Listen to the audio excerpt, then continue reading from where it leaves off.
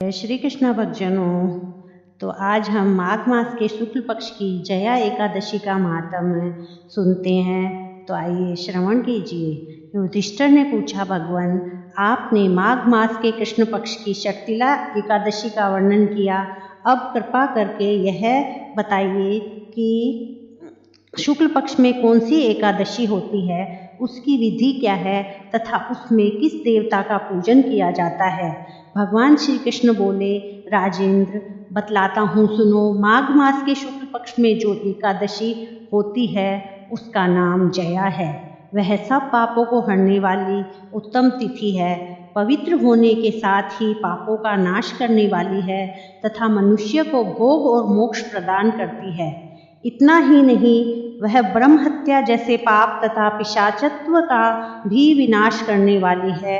इसका व्रत करने पर मनुष्य को कभी प्रेत योनि में नहीं जाना पड़ता। इसीलिए राजन, प्रयत्नपूर्वक जया नाम की एकादशी का व्रत करना चाहिए। एक समय की बात है, स्वर्गलोक में देवराज इंद्र राज्य करते थे। देवगण पारिजात वृक्षों से भरे हुए नंदन वन में अप्सराओं के साथ विहार कर रहे थे। 50 करोड़ गंधर्वों के नायक देवराज इंद्र ने स्वेच्छा अनुसार वन में विहार करते हुए बड़े हर्ष के साथ नृत्य का आयोजन किया।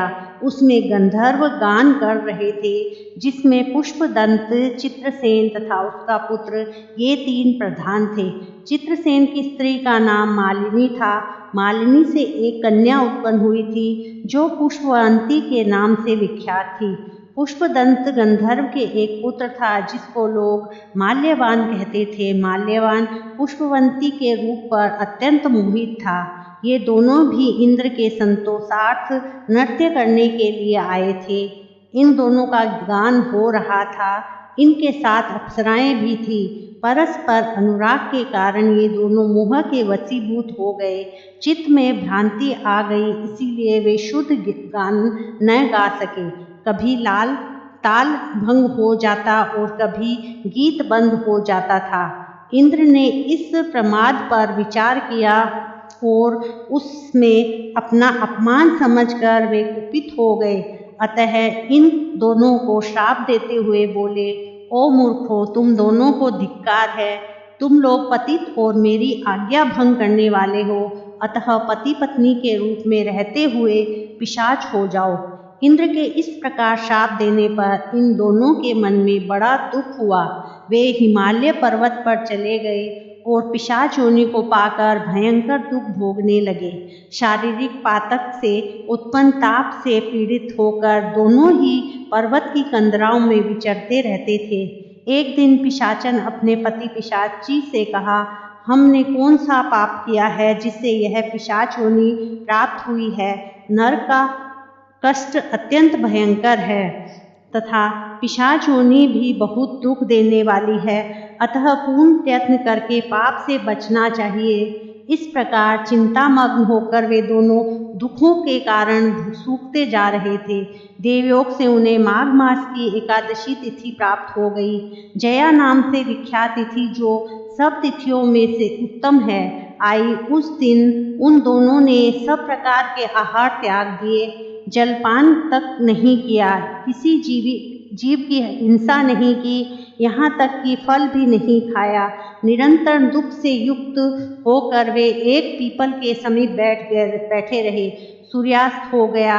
उनके प्राण लेने वाली भयंकर रात उपस्थित हुई। उन्हें नींद नहीं आई। वे रति या और कोई सुख भी नहीं पा सके। सूर्योदय हुआ। द्वादशी का दिन आया। उन पिशाचों के द्वारा जया के उत्तम व्रत का पालन हो गया। उन्होंने रात में जागरण भी किया था। उस व्रत के प्रभाव से तथा भगवान विष्णु की शक्ति से उन दोनों की पिशाचता दूर हो गई। पुष्पवंती और माल्यवान अपने पूर्व रूप में आ गए। उनके हृदय में वही पुराना स्नेह उमड़ रहा था। उनके शरीर पर पहले ही जैसे अलंकार शोभा पा रहे थे। वे दोनों मनोहर रूप धारण करके विमान पर बैठे और स्वर्गलोक में चले गए। वहाँ देवराज इंद्र के सामने जाकर दोनों ने बड़ी प्रसन्नता के साथ उन्हें प्रणाम किया। उन्हें इस रूप में उपस्थित देखकर इंद्र को बड़ा विस्मय हुआ। उन्होंने पूछा, बताओ किस पुण्य के प्रभाव से तुम दोनों का पिशाचत्व दूर हुआ है? तुम मेरे श्राप को प्राप्त हो चुके थे, फिर किस देवता ने तुम्हें उससे छुटकारा दिलाया है? माल्यवान बोला, स्वामिन, भगवान वासुदेव की कृपा तथा जया नामक एकादशी के व्रत से हमारी पिशाचता दूर हुई है। इंद्र ने कहा, तो अब तुम दोनों मेरे कहने से सुधा पान करो। जो लोग एकादशी के व्रत में तत्पर और भगवान श्री कृष्ण के शरणागत होते हैं वे हमारे भी पूजनीय हैं।